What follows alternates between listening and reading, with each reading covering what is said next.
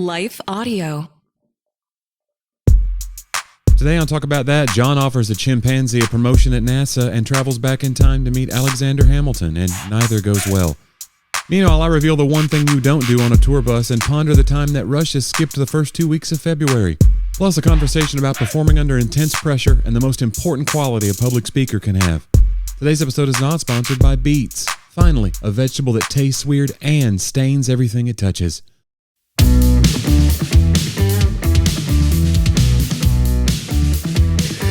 Coming at you from in studio near Nashville, Tennessee. It's Talk About That. I'm John with my co-host Jonnie.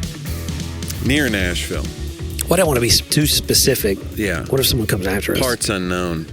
You know, we have friends who they're very particular about saying where they live or not, and I believe in that. So maybe I give too much information out there. I need to get a P.O. box, don't I? It feels almost presumptive of me to get it. I'm like, oh, I need protection now, but I notice that now I ship out things, from orders from my Shopify store. You just told everybody now how to. And it's my home address. You just told everybody. That's what I'm saying. But I mean, what everybody knows. They didn't know. What do they think? I have a separate house? They didn't know till you just told them. Johnny's got 2 houses. I don't think you understand how security works. You're like, what would be really bad is people figured out that I hid my key underneath that rock. Yeah. Johnny, you just told them. You think people... Nobody would want to hurt me, do they? No. Who would want to do such a thing? They just want to show up with baked things that they've made for me. You think? I never went to I used to tour with Tim Hawkins, and then Nate gets this too, where people will make things for you, and you're like, oh, it's so sweet. But sometimes it'll be like food. Who? Because you'll talk about, and you're like, do I eat this food? Right. You don't know the source.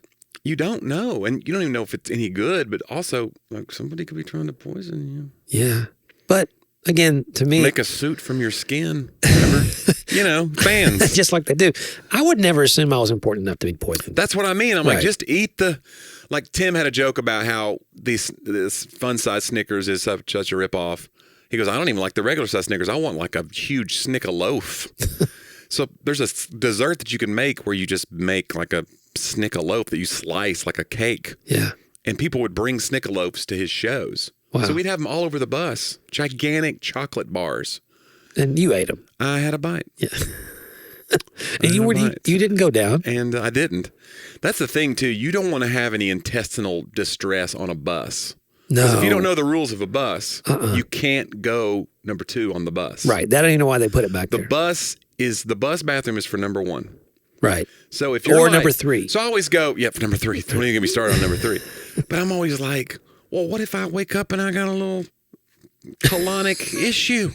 They go, you gotta make the bus driver pull over. You never want to be that guy of I'm the reason we have to stop at Buc-ee's. Right, and everybody can, although, why would you not stop at Buc-ee's? You got to stop Buc-ee's just to do it. Right. But that was my nightmare of Did you ever do it? I always was fine. Somebody else would inadvertently, sometimes they'd be like, we stopped. And I'd be like, I think I'll get off too. I'll whatever. Well, whatever. You run to the bathroom. But, so yeah, that's the fear is on the road, there's certain foods, by the way. I don't know if you don't travel as much as I do, but wow. Do you ever, John, you're not as near as successful as I am. I don't want to say eat my dust, but anyway. Eat my Snickle loaf. No, but there's just things that some people that don't travel a lot, they don't think about. But I've had people say this to me and I go, oh, I didn't even think about that. Comedians have been doing it for 30 years. They go, well, you don't eat such and such the day of a show, do you? And I go, oh, I just never think of it that way. I just am like, whatever. They go, seafood? You don't eat shrimp. I go, what? They go, shrimp could be a mess. Shrimp could be a problem. I go, I don't know. I just don't think about it that way. I wouldn't eat if I want shrimp, I'm going to have shrimp. I'm going to have it. I ate seafood the night before I spoke with Reggie. Yeah. How'd that work out? It was great. I mean, he and I were taking down. You don't want to get a hold of some bad clams. Well, I get it. We you were don't want to be in oysters and the whole deal. Wow. We just went for it. And, there's not enough seafood that I am into that's risky seafood. I don't think. I don't like a lot of fishy fish and oysters. I would have some fried shrimp. I've never gotten sick from fried shrimp. For me, fried. You can fry out. Purifies the process. Frying makes it totally healthy. Yeah. I just think fried food all kind of tastes like fried food. Now look, a fried coconut shrimp. Sure. Then you can really taste something different, but just batter. Yeah. Johnny Batter is just badder than the others, if you know what I'm saying. Yeah, it could be rubber bands. You don't know what Right. it is. So, I mean, might as well just have chicken at that point. Okay. Now you had me at chicken. But yeah, so I don't know. There's certain that like some people want to eat Mexican the day of a show because they're like, I don't know. Yeah. I just don't see it that way. I just fly by the seat of my pants. The times I've been out with you. And I get really sick and I have to install a fly by the seat of my pants to just be able to quickly access. No. They used to have those in the old days. Yeah, the trap door. Yeah. The old jammies that you'd wear with the well, two it makes buttons. sense. If you have Yeah, like you're gonna run to the outhouse and then back. if you get the full body. Aren't you people that want to live in the old days? I just don't get it. The people that are like, oh, it was so much purer back then. It's like, yeah, we Right. went to the bathroom outdoors. I don't Remember the old days when you could die from polio? Yeah. It was just like, yeah. I don't know. I saw a comedian talk about that too. He was like, when I was a kid, we didn't have peanut allergies. Like, yeah, we did. They're called unexplained deaths. Like, we had things. Stop acting like it was so great. Right. I mean, I would like to visit. Yeah. With all of my immunity intact. But you would go crazy to go visit the past. First of all, we act like, oh, we've gotten so woke, but we're all so alarmed by, like, kids were running around in 8th grade calling each other gay as a pejorative every day. Right. You would not be able to handle it. It was called now. the 90s. Right. Yeah, it was just called the 90s. You just like, It's very offensive. everything was so offensive and unhinged. And the way that people talked about each other's weight, each other's moms, each Fat other's. shaming was just what you Yeah. did. I mean, How boys. else are these fat people going to learn unless we shame them? That's just what we thought. Yeah. I mean, and you think about the locker room. Yeah.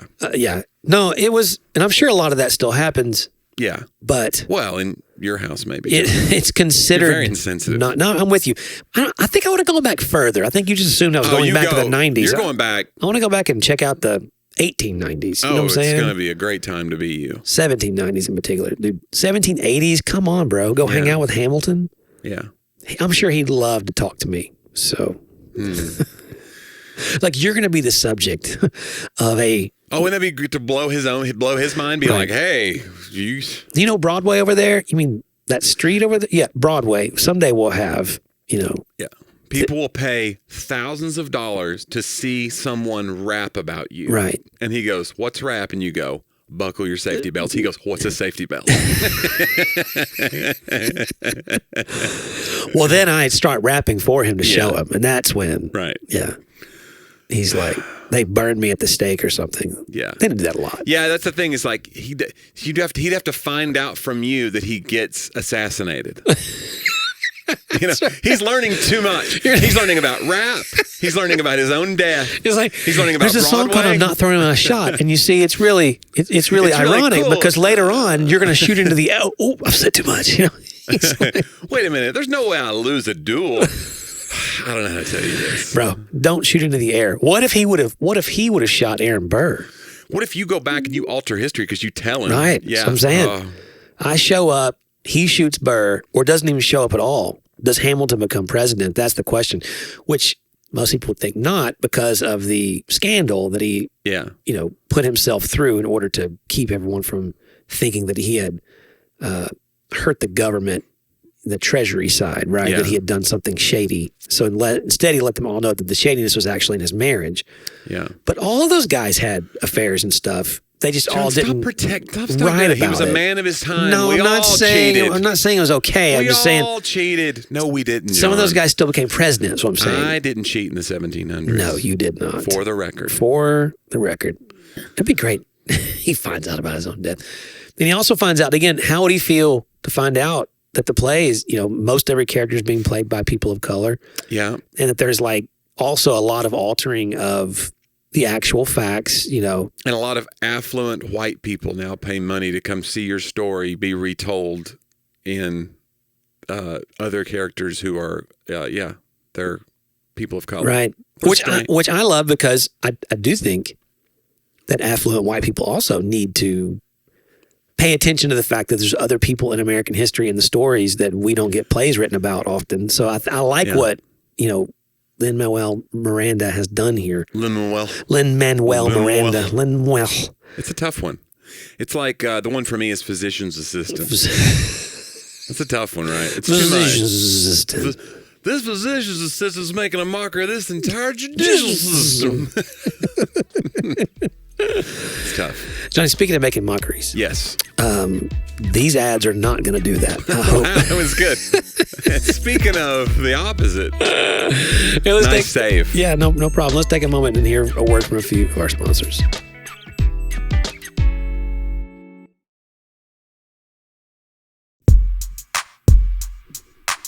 Johnny, if anything, segues are my masterpiece. Like, Yes. I come up with them, and It's your wheelhouse. yeah, that's what people say. Didn't we figure out what wheelhouse came from? We did. I can't remember what it was, but we figured it out one day. Yeah. Like where that came from. Wasn't it on a ship?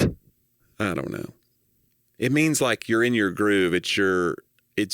Right, I know what it means, but I'm just saying like that's how we use it, but I just wonder how it came to be, and we figured it's a grain or it's a ship or it's a something. Maybe it's a bridge. why do we even do this show if we're not gonna? It's a We're not actually it's learning a house, anything. It's a house with a wheel in it. It's probably got gears. I thought the whole point of this show was to learn. Yeah. I always heard it used as far as like basketball. Like you give him the ball right in his wheelhouse, meaning he can just like, he's going to his specific set of skills right then. Like Tim Duncan, if you get him the ball and if he is 7 to 10 feet from the basket and he can just turn and shoot a bank shot, that's Tim Duncan's wheelhouse. Right. You caught him right there. Yeah. Whereas if you give it to him at the 3-point line, he's going to pass it off and then go down on the block and Right. get into his wheelhouse. It's a literal house that he gets into. Oh, that's great. I don't know. I like the old wheelhouse. I don't know if I have a wheelhouse. I don't know. I'm not sure what my wheelhouse would be. Well, I think it's comedy, obviously. Well, just not every kind of comedy. Like we have a mutual friend who, you don't know this. You may or may not know it, but he's one of our former students, and he's trying to get into improv now. And we're like, oh, that's really cool. And he reached out to me for advice. He's like, how do you deal with nerves? I got to do this audition. I'm like, oh, you got this. It's going to be great. And I was giving him some advice. Can you like mouth who it is? No, we're videoing this. No. Okay. I'll tell you after. Okay. Because I don't know if he wants everybody to know this. But one of the pieces of advice I gave him, I said, I still get a little nervous. I said, but when I was beginning, I was nervous to the point of like almost being sick. Yeah. And I said, and I had no confidence. So I saw some interview with Dana Carvey or somebody talking about they had stage fright all the time. And they said, but I was an impressionist. So I would just do an impression of a confident person. Yeah. And what would a confident person act like in this situation? And I would do that impression. And he goes, and the best part about it is the audience doesn't know it's an impression. Right. I was like, that's really good. So I've always thought of that whenever I don't feel confident or I feel a little bit out of my wheelhouse, as it were. Mm-hmm. And improv is one of those things where I definitely feel is a totally different skill set. And I feel like I'm quick-witted and all that. But if you go, let's play this improv game, I immediately go, oh boy, like I don't want to. I like knowing my lines in advance. Yeah, I remember like I went on this pastoral retreat thing with some other guys from other churches, and we played Quiplash for the first time. Yeah. And I won. Mm-hmm. And I was a little surprised because it makes me nervous to have to be on the spot with it. Yeah. Like I want to develop something. But Yeah, like we roll tape for whatever, 30, 45 minutes on these shows and we do every week. And we have to just talk about whatever. And I know that I want there to be some funny moments, but I just feel like, well, they'll come in the next. But it's not like we have to have pressure to be funny for 45 minutes. We're just being ourselves. Right. That's okay with me. But if you go, we're going to do an improv comedy show, throw out a job, throw out a state. Yeah. And then I got to make something out of that. I'm like, maybe it'll be good. Maybe it won't be. Hope you get your money's worth. No, absolutely. Well, I remember doing, and again, this sounds like I'm tooting a horn, and it's really not. Yeah. I remember that I got rave reviews. I remember that I don't know what your problem is. When we were going on Good Morning America, it was nerve-wracking because you knew the amount of time you had, and suddenly you talk about the economy of words with comedy. I felt that pressure of like, they got a hard break they're coming up against. Right, and they're going to come to me, and I'm going to be one of two people talking in this interview. So now we have to figure out what each other may say. Yeah, and we didn't just like script it. I mean, because Reggie said some stuff I'd never heard him say before, and it was great. And I think I said some stuff that wasn't in my practice, but you said some stuff that wasn't English, which I thought was odd. I couldn't believe it. Like, wow, weird. That's a dead language. He just John's speaking Latin on national television, but like that idea of if I don't get these words right, then this opportunity passes. Right. You know, That's and a that's bummer. yeah, like It's a weird one. I need to say, if I get off of this and there's a couple lines I know from the book or from the other interviews that I don't just make sure I get this in. So we made it, the publisher, the marketing people, we called it what was sticky from the book. Mm-hmm. So I made pages of like sticky quotes, like, this is what will stick with people. That's good. And then tried to make sure I memorized those things that I would talk around them in different words, but that way of saying it, that phrase got in there. Yeah. That's good. There was somebody that did TED Talks or something, or that was doing I think it might have been a guy who came in to do a conference with a bunch of the Compassion International advocates who go out and do speaking at events. And he was talking about creating drama when you're giving a presentation, how to create like a cliffhanger that you then resolve at the end. And he was talking about universal takeaway. That's the phrase he used. Right. What is, if somebody says, you spoke for 7 minutes, can they summarize it in a sentence? Or what are they saying in the car on the way home? Yeah. That's what he called universal takeaway. That is going to be universal to everyone in that audience. They're going to get that from it. And it needs to, if you can't figure out what that is yet, you're not done writing the speech. Yeah. And I think in a comedy show, that's why I like to like change gears. I like there to be different segments in the show. I don't want to just be like, because it's always just a guy talking for an hour, which is already hard. And I don't move around a lot. That makes it harder.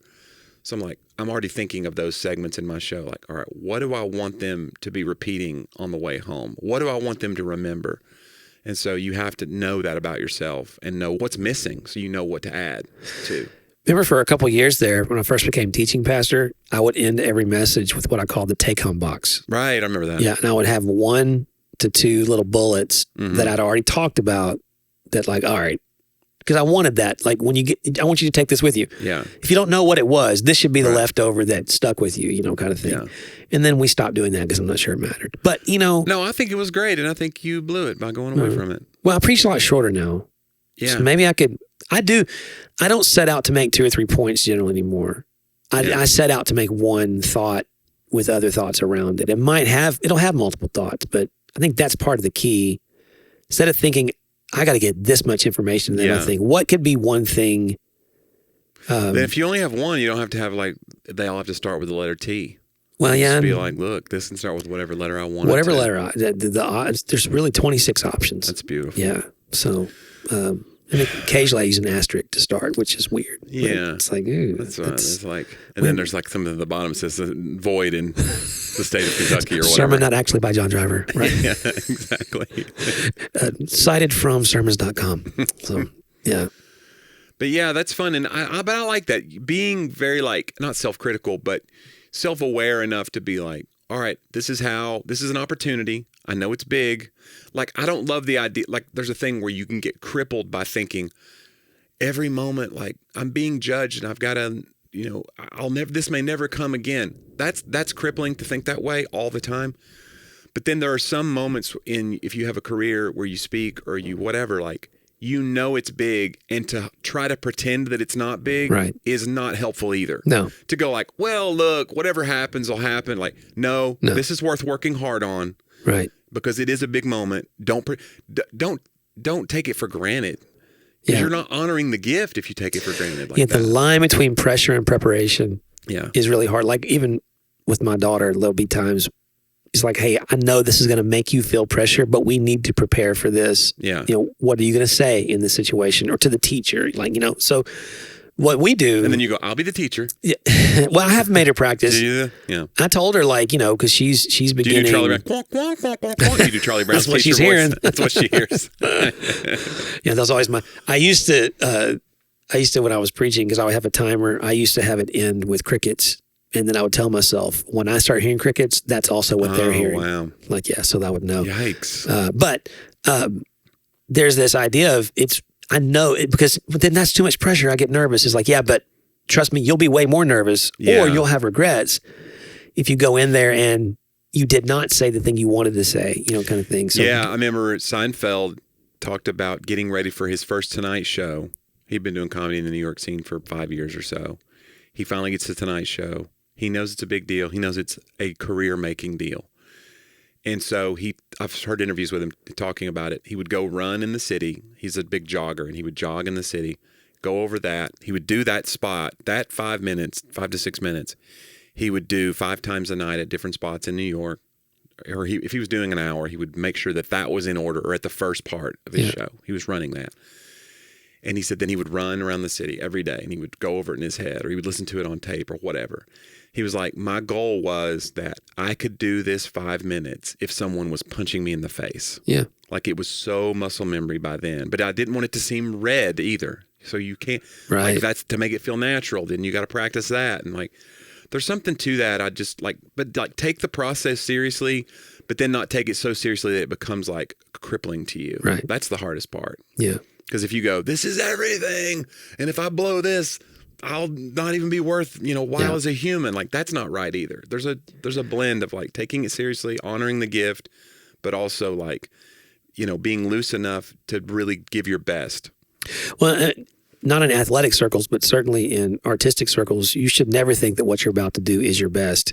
Yeah. In some ways. Right. You should always assume I'm going to be better after this. Right. I need this to be the best for where I am now. Yeah, yeah. A snapshot of my best right now. But remember, you'll have opportunities usually. They may not be this one, but you'll be able to grow.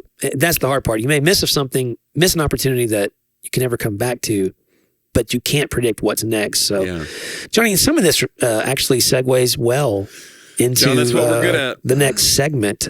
John's quote of the week. Yeah, it's something we like to call They Talked About That.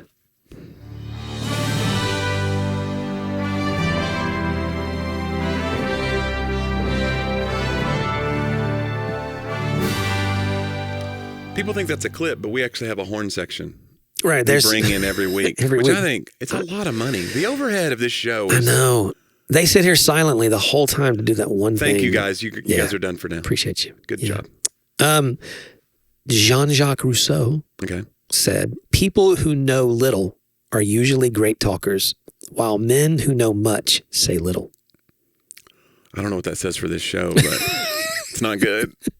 People who know little are usually great talkers, while men who know much say little. I think that goes into some of that biblical wisdom of, everyone will, you can actually, even a fool can be thought wise if they're willing to not just talk the whole time. Right. What's the Mark Twain? Better to be thought of as a fool than to open your mouth and remove all doubt, or something like that. Right. Be silent and be thought of as a fool than to open your mouth and remove all doubt. Yeah. So he was basically just hijacking the Bible. Yeah. That Mark Twain. And Rousseau a little bit. And Rousseau. Yeah. Yeah, I often wonder, because we talk for a living, to your point earlier. And so there's a real, I was talking to someone about, they're looking to move into the next step, maybe of some ministry things, and they're kind of exploring whether some of that deals with more teaching in a public setting. Mm-hmm. And I think I've said this before, I'm sure, but it bears repeating, Jonnie, that I believe the most important thing about being a public speaker or a writer is actually having something to say. Yeah. You can deal with your delivery, but do you have something that's not just unique? Because then you can get caught in the weeds there too. Right. I see people try to take a scripture that's obvious. It's obvious what God's trying to say, but you want to find your spin on it. Yeah. And so I've been guilty of that. And you inadvertently then sort of steal the thunder of the real truth by trying to make it something, you're overcomplicating it. People have thought this meant this for 2,000 years, but here's what I've unlocked. Right. And you're like, well, maybe you're just wrong. Maybe listen to the other 2,000 Maybe year they people. knew something. Yeah. So, I mean, I think that there's that danger, but having something to say that you're inspired by, or that was in the preaching world that already preached to me, like, oh, this was something that came to me this week that helped my life. Personal always trump some weird, like, I'm standing above you and some like I've got the enlightened viewpoint on this versus like this hit me between the eyes this week, y'all, and here's why. Yeah. Like that's always going to ring more true. Always. And I don't ever want to stand up there without something that like I want to be being formed. Mm-hmm. It doesn't like when I've done this preaching thing now, I don't know, over 2,000 times. So it's not like every time I have something, but I'm usually in motion, and a lot of it is confession, but I'm usually in motion about something. And I think God's pretty faithful to like, hey, you just be in motion and I'll make sure that you have something to say. But you being in motion will be what probably speaks, the most. Yeah, like a pastor that always is using scripture to indict his audience. Yeah. It gets so exhausting.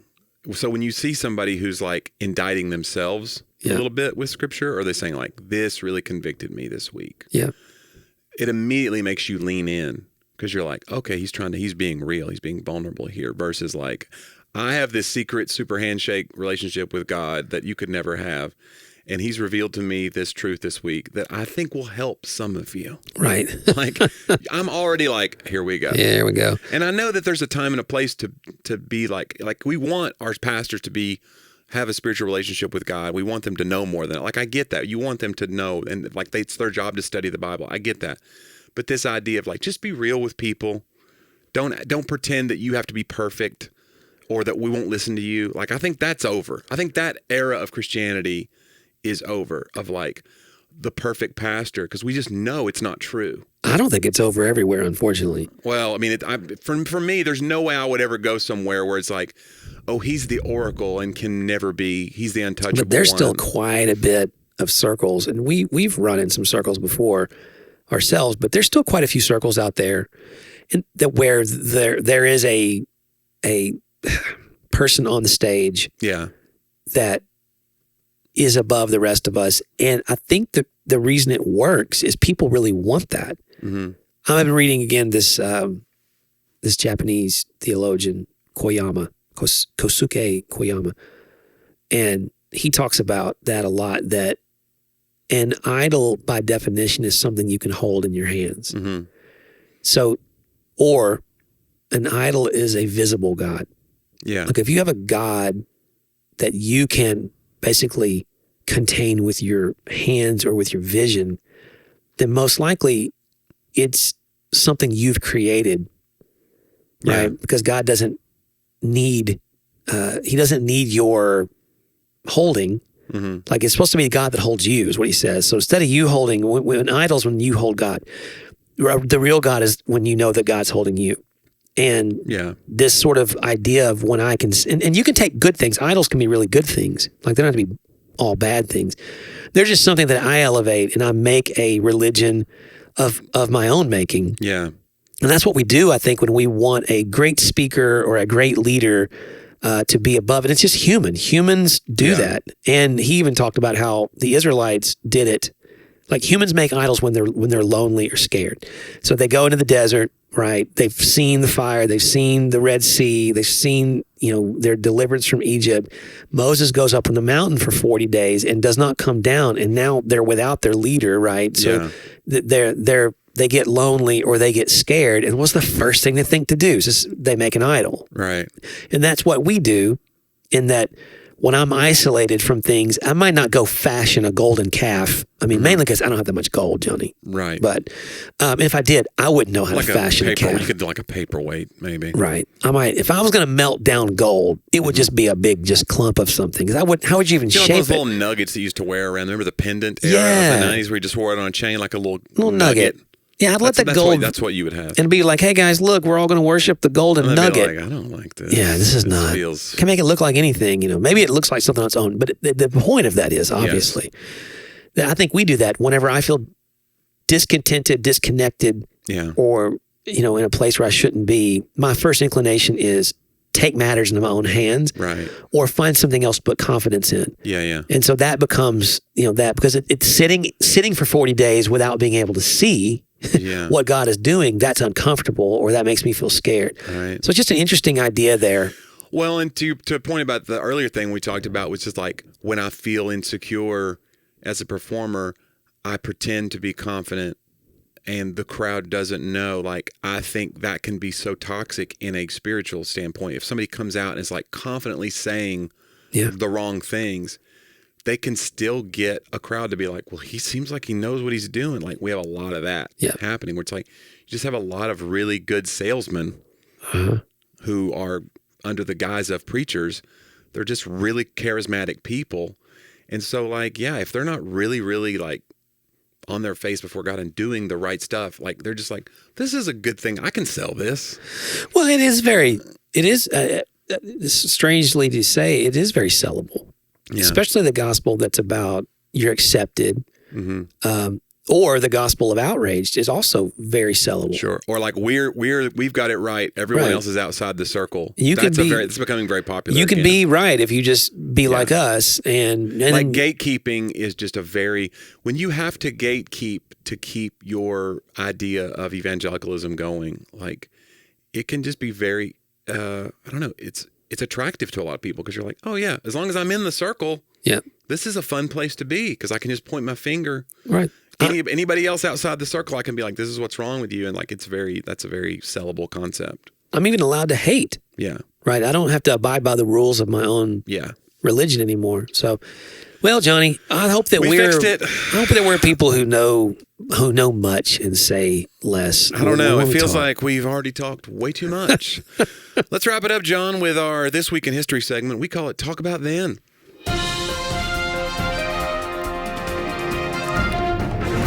John, this week, 1961, the U.S. launches the first chimpanzee, Ham the astrochimp, into space aboard a Mercury test flight by NASA. Ham had been trained to respond to lights and operate. It feels like Ham should have been a pig. Ham had been trained to respond to lights and operate controls. So he had some training, this chimp did. He survived the mission. Well, that's good. Because you don't want to hear this like, Right. it didn't work out. Yeah. And thanks for your service, Ham. Right. He had no clue what he was doing. He's just like, they told me I hope he got a bananas. rank maybe like Colonel Ham. That's the thing, too, about like you see these police dogs, and I never really thought about it before. Like they honor these police dogs, and it's like, these dogs don't know they're cops. I don't know. Maybe they do. You know what You I'm think you're saying? just doing it for treats? Yes. Okay. They're just chasing down the bad guys, quotes. Like, I'm saying, like, they're just like, get that guy. And they're going, and then they're like, all right, give me my extra kibble. I don't know. I think there's You something think these there. dogs, I it's like think a certain kind of dog? I think that they sense danger towards people that they know they're supposed to protect. Yeah. Well, do you think this chimp was like, I want to be in space. This is my destiny. I think Ham, Or if he's just like, when Ham was a smaller chimp, this is what he dreamed of, man. He was like, for my absolutely. country. Yeah. yeah. Yeah. Sorry. Well, anyway, he survived the mission and lived in zoos until his death in 1983. So he had a pretty full life. And 61 was when he first went into They space. should have given him an office at NASA or something. Yeah, maybe he's got a placard or I don't know. something.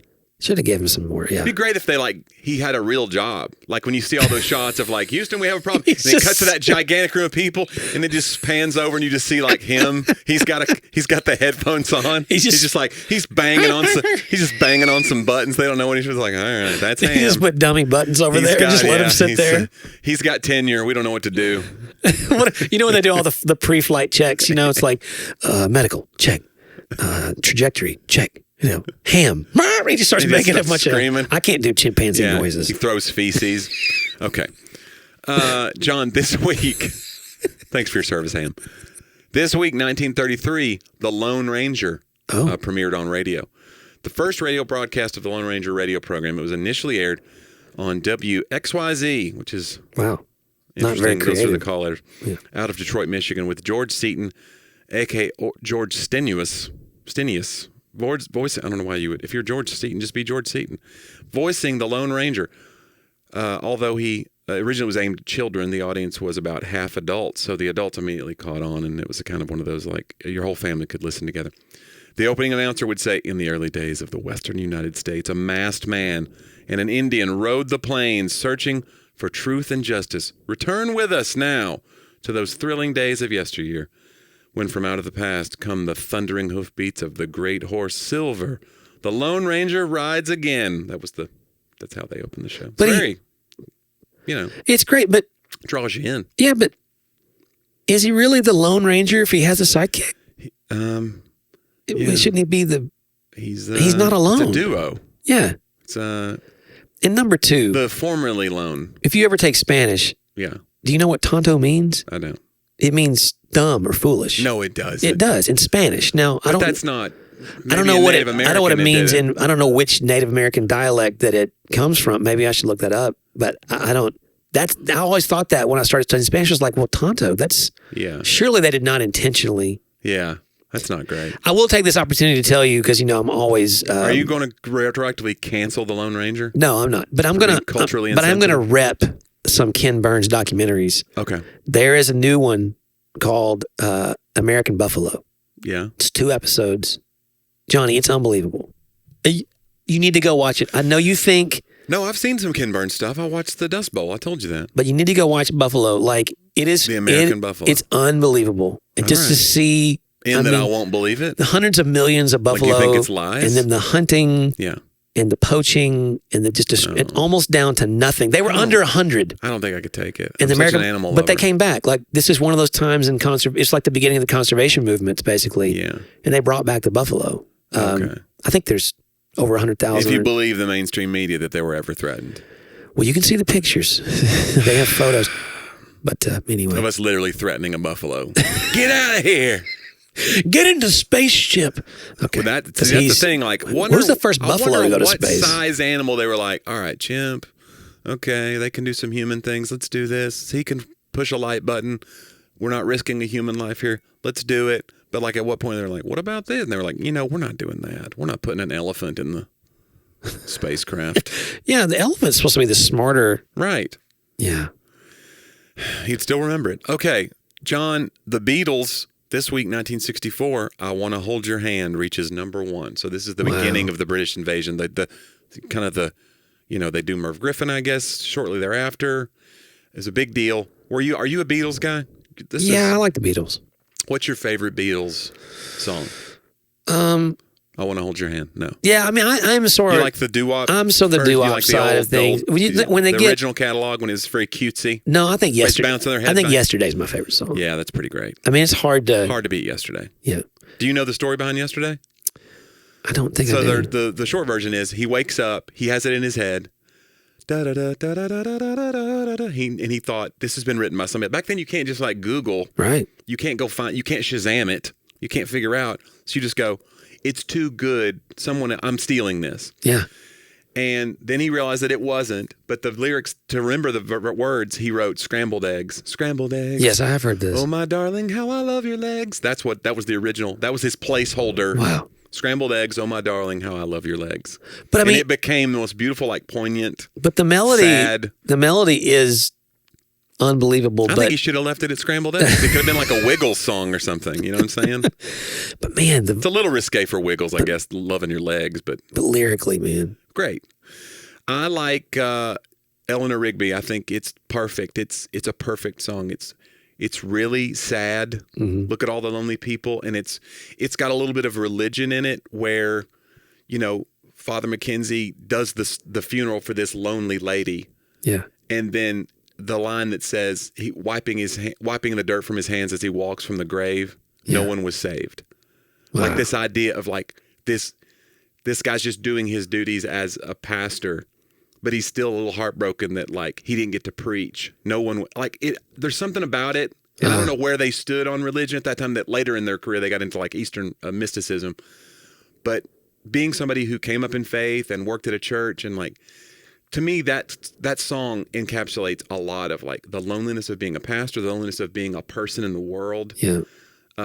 Wearing a face that she keeps in a jar by the door. Who is it for? Like the idea of putting on a mask when we go to church. Like there's just a lot of visuals in that song that are heartbreaking and beautiful. And then the piano and the violin, like I think it's a perfect song. But it's also not like bouncy and peppy, and it's not rocking. It's just really... It just hits me in the emotions. Yeah. And like none of their other songs do. So. Yeah, you can't deny the influence and the talent of it. Yeah. All right, finally, John, this week, 1918, the Gregorian calendar was adopted by Russia. And the reason, there's only one sentence that made this interesting to me. This was January 31st. Well, it had to be the end of the war. 1918. They adopt this calendar. You know what the following day was? Hold on. When they adopted the calendar, so they go, hey, we're all going to go to this new calendar, meaning everything's getting ready to shift. I had no idea this happened. Leap year. The next day was February 14th. Okay. I don't know how that happened, but can you imagine trying to get people on board with that? Hey, we're going to make a government decision. Tomorrow is 2 weeks from now. What? Okay, wait a second. I'm not following this. Says here. January 31st, 1918. Oh, they skipped 2 weeks. They skipped 2 weeks because they adopted a new Gregorian calendar. I thought so they just had to tell their people, tomorrow's Valentine's Day or something. Valentine's Day. You're like, I didn't even shop. I don't know if anybody was shopping for Valentine's in 1918, but Wow. Now, can you imagine? It's like you threw everybody 2 weeks into the future because you just lost 2 weeks of your it'd be life. like if we decided to finally adopt the metric system and just like what that would do to our country, the whiplash of that. Right. Sorry, we've decided to finally get on board with the rest of the world. So tomorrow, this is the centimeters, this is the kilometers. You just be like, there'd be uprising. Well, we do use centimeters a lot. Well, not a Dude, lot. Nate's bit as George Washington it was doing great. that. I mean, that because That's it is. so We funny. we like no, we use this, but not this. Like it's very Or like what 2,000 pounds shall be a ton. Well, what's 1,000 pounds? No one knows. It's great. Anyway, so that's a big. That's interesting. That's a big day in Russia's history. They just like, you know what? Tomorrow's February 14th. Deal with it. Yeah, your 2 weeks are gone. Yeah. No 2 weeks notice, Johnny. Some might say. If we're gonna write that book, that'd be the title. No 2 weeks notice. That's right. Hey, you know what though, guys? We'd like to give you notice about our website. Talkaboutthatpodcast.com. John, you can go to that upper right-hand link, click on that, support the show. That's how you get ad-free content. We love our sponsors. Maybe you want ad-free content, though. That's how you get it. Yeah. And then we love our patrons, by the way. Also, if you want to send us a note, people send us kind notes and unkind notes. You can send those at the bottom right-hand link. It's a little quote bubble. That's how you send us a message. Yeah. I think the direct link to that is hello@talkaboutthatpodcast.com. That's very if you want to creative. just send us an email, hello@talkaboutthatpodcast.com. Very creative. Yes. Yeah. We love our emails, or we respond to our emails a lot of times. So thank you for that, listeners. We're actually working on a new website. It's going to be coming out soon. We are. It's being redesigned as we speak. Yeah. The wheels are in motion. Right now. It's in somebody's wheelhouse. That's right. You should check out JonnieW.com, JonnieW.com for all the latest tour dates. The dude's everywhere. Go see him. It's a fun show. I'm not omniscient. Well, Wait, omnipresent. Or omniscient. Obviously, or you would have known what omniscient meant. But I'm different places at different times, like a human being. Okay. Like a chimp flying through space, That's right. as it were. Just a temporal Just pushing buttons being. and trying to keep it together and live in a zoo maybe later. Just a buffalo on the plane, trying not to get shot. So, yeah. So check him out, man. It's fun. Guys, it means a lot that you join us every week. Thanks for doing it. We'll see you next week on Talk about that.